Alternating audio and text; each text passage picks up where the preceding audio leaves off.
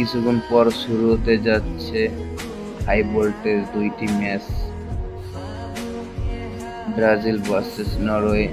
আর মাত্র 1 ঘন্টা 10 মিনিট বাকি আছে। তো কোনো দলকে ছোট করব না, দুনো দলই অনেক ভালো হাট। তো জানি না কারা জয়লাভ করে আজকের ম্যাচে, কারা টিকে থাকতে পারে আর কারা চলে যেতে পারে তা বলতে পারবো না।